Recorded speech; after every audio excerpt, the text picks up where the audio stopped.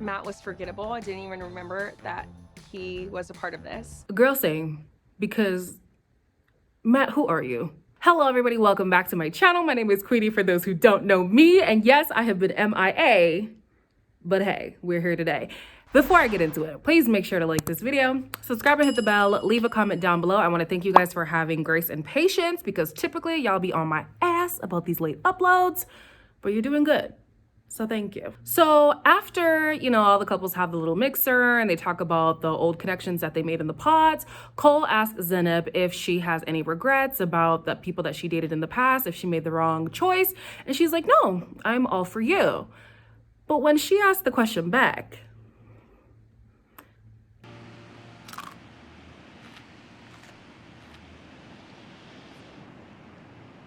wow, it's the hesitation for me.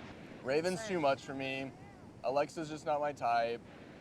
Colleen is happily off with Matt. I mean, everyone's just wonderful, so. I would peg you with someone that looks like Colleen. Exactly. But personality-wise, you are much more up my alley. So not only was his silence a dead giveaway, he gave reasons for why the other women weren't compatible with him, whereas with Colleen, it was that she was already settled with somebody else. And then here goes Zainab talking about, oh, I love how transparent he is. And transparent? That's what we're calling this? Okay. Colleen breaks it down to Matt how he was third choice, but still number one somehow. It was you, and then Brennan and Cole were like the top two. Right. He shut you down, huh? Yeah, him and Cole. At the same time, like I always knew it was you. Exactly. Are you in love? Babe. Think we'll get married? Come on. I love that response. I love that. Matt must really be feeling insecure. I know he talked about thinking that he was getting played, but this episode, it really came to the surface how insecure he was, because he asks about other guys or other connections all the time. And then he also brings up like, do you love me? Are you ready for this? Do you think we're gonna make it? Like all this stuff. But I can't even fully blame him, because Colleen's answers be like, babe, come on, babe, no, Colleen, answer the damn question. Brennan and Alexa are as exciting as stale bread. It's been fun. I think it's definitely been an adventure, and like I don't think that I could have done it with anyone else. Like you being messy. Do you have no, I'm not messy. I don't know. What do you think is in my closet? That's a good question. I feel like you literally Country like boy shit. we're gonna go shopping. Like we'll save the cowboy hat and the cowboy boots for like another day. Like 5 years down the line. Yeah. She does not like this man. But on top of that, the little laugh that she, I'm like, she's hiding something. Clearly, he's more into her than she's into him. And then he himself, he's a little bit, I don't know, he's a little bit different. And she's trying to change him. Baby, that's not how this works. You need to take him as he is, all right? You can make little tweaks here and there as a wife, but like, I feel like she's trying to change him from the inside, like who he is as a person. That's not gonna work. So Nancy is talking to Bartise the day after he had his whole spiel about how Raven was a typical type and blah, blah, blah. And she decides to throw Raven under the bus. But I'm like, girl, this is very unbecoming of you. Honestly, I was kind of surprised that she was on the top of your list. She's a little negative. Like, I can't. I'm done. The whole point of this is that our foundation was built off of that emotional connection, and Raven emotionally couldn't have been who he wanted and needed. Everyone knows that different people bring out different sides of you. So just because you and another person that your partner was dating are completely different does not mean that there wasn't a strong connection between them. Now, was there a strong connection between them? No. That was purely sexual tension, if we want to call it that. However, I think that her mindset is not in the right place, that she thinks like, oh, well, I see how I am, and clearly we have a great, strong connection, so I don't understand why you would have a strong connection with Raven. People are multifaceted. We're able to connect in different ways with different people. Come on, Nancy, you should know this. The couples meet up again at this like pool party little situation, and Raven still is on Nancy's mind. I'm a Scorpio. You're a Scorpio. So touchy-feely is like my world. Right. I don't know Raven in that aspect. I told her that, hey, I want to fall in love with you the Raven way. You know, so whatever way you want to be loved, you know, is what I'm going to give to you. There's definitely a good amount of healthy sexual tension that's brewing between us. Now, SK, I need you to BFFR. BFFR. You gotta be for real, sir. Because, I'm sorry, sexual tension? Sexual tension. At this point of the episode, I was like, he's absolutely delusional, but near the end, I guess what he was saying had some validity. But I'm like, it's just tension. No sex. Just like your relationship. Speaking of sex, Alexa says, Brennan wasn't that great. It took a moment, like with like the whole sex. It took a moment, like telling you. Yeah. He's like, "Are you okay?" And I'm like, "I've been telling you." It's been a situation. You guys, tell me what she said. Okay, I'm not watching this on Netflix, so I don't have the captions. But tell me what she said under her breath. Because she was giving hella shady vibes. And honestly, I feel like she's more of a mean girl than she let on in the beginning, and I'm a little bit concerned. However, yeah, she says now that things are better. Raven and Bartise get to talking, and of course Bartise, thinking that he's the hot, I don't know, the hot thing on the street. I don't know what he thought he was. He thought this was gonna go a different way. It did not. I was like, okay, yeah, she probably a baddie. And then I saw you walk down, that's kind of like, damn, yeah, fuck, she's a good looking girl. Yeah. Until now, he has compliments for the physical Raven. So for me, it's like not flattering at all. We've all made the right choices for like emotionally the people that we are. Honestly, we are so emotionally incompatible. I don't know what we would say in real life besides like, oh, I like to go to the gym and lift weights. Like, this man is so stuck on, oh, we would look so good together. Oh, in the real world, you're who I would go for. I know you attract other men, da-da-da. You're a baddie, you're this. But then it's going to end each statement saying, oh, but it's not about the looks. It's not about the physical. Then stop bringing up the looks and the physical, sir. The reality is, at the end of the day, there was nothing that Raven could give him besides a bigger ego. He would have felt like, look at what I got on my arm, rather than being in a relationship with some kind of substance. Raven had already told him to his face via pod that she can't provide for him the way that he is looking for. And she reiterated that today. And I was like, okay, Raven, I see you, sis. Cole, however, was talking to his next top connection, which was Colleen, and it went a hell of a lot better than him and Bartise, than Bartise and Raven. How are you and Matt? I mean, great. So you're ready to get married right now?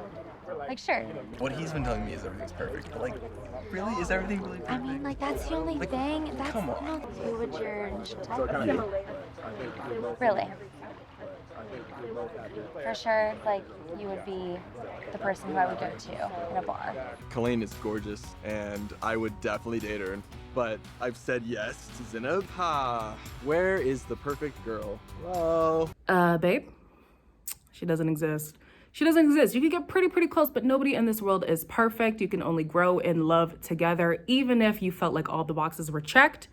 People change and evolve and grow and morph and all that kind of stuff. So perfect woman, you're not gonna find her. And even if you did, you probably wouldn't be perfect for her. But anyways, moving on. I kind of have to give Raven props, honestly, because the way that she is standing beside her man is something that a good amount of these people cannot do. You got Alexa dogging her man on the low. Cole dogging his girl on the low. Colleen dogging her man on the low. Bartise dogging his girl on the low. But Raven, that's her man. And she gonna stick beside him. So Raven is really leaning into this connection with SK. I'm shocked. And then the floodgates are open. you just like feel it opening. Yeah, the floodgates are. I definitely feel sexual tension for sure. Feels fiance-licious. Yeah, I wouldn't want it any other way. I wouldn't want it pressured. I wouldn't want it like rushed. Yeah. I just want it like natural. You know? Which I love about us. Yeah. Like I like really love you. Like I feel like this can go the distance. I love you too. She claims that the reason why things weren't really popping off between them was the fact that SK wasn't putting in the effort, and now that he stepped up to the plate, she feels like, okay, yeah, now I can show up better in this relationship too. They both talk about this like great energy that they have like individually, and that if they come together, it would just explode. What energy? Like they are both very boring. I feel like they might be fun people, maybe under the influence or something, but they're giving bland. So I don't know what this cosmic energy it is that they're talking about. However, this sexual tension, I guess it was there, guys. I guess it was there. Nancy asks Bartise about Raven again. And this man, piss poor job at reassuring her. You texted Raven today. How was it talking to her? Girl, I told her this. I was like, listen, like, on paper, me and you make sense. You're fucking gorgeous. You're fit. Like, we look good to the naked eye. Our connection was emotional. Our connection was energetic. Our connection was fun. Your answer right now would be yes? Mm-hmm. Really? Even though we've never gone through any challenges? Yes. You don't know how I handle any conflict? Mm-hmm. I just want you. Now, sir, all that frou-frou in the beginning about Raven is this and Raven is that and Raven, but I love you. Unnecessary. Unnecessary. I understand you need to be transparent, but you gotta have some tact. And my God, does Bartise lack it? Because I feel like there's one way to express that, yeah, there are other people in this world that you will be attracted to. However, you are the full package. But the way that he presents it to her is like, oh no, she's drop dead gorgeous. I would absolutely turn her way if we were in the real world, even though y'all are going into the real world, whatever. And blah, blah, blah, all this stuff. But like, I like your heart.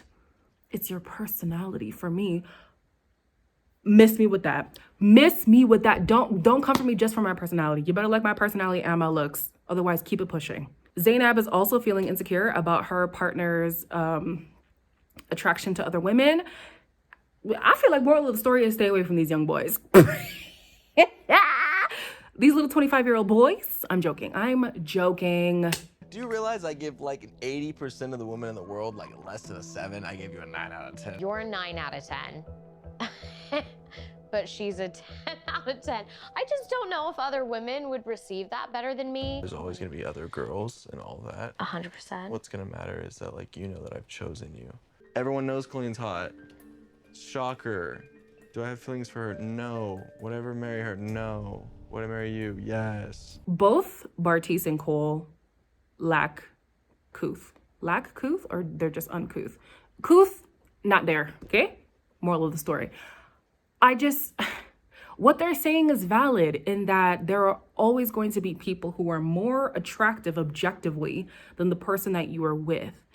But there's a way to say it, and a way to also reassure your partner that like, it doesn't matter what anybody else out there looks like. To me, you are drop dead gorgeous. And I love you for everything that you are. Looks, personality, goals, career, everything. I'm taking you for everything and I love it all. But these guys are making it seem like, I mean, yeah, looks department, you could use some work, but I mean, personality, 10 out of 10.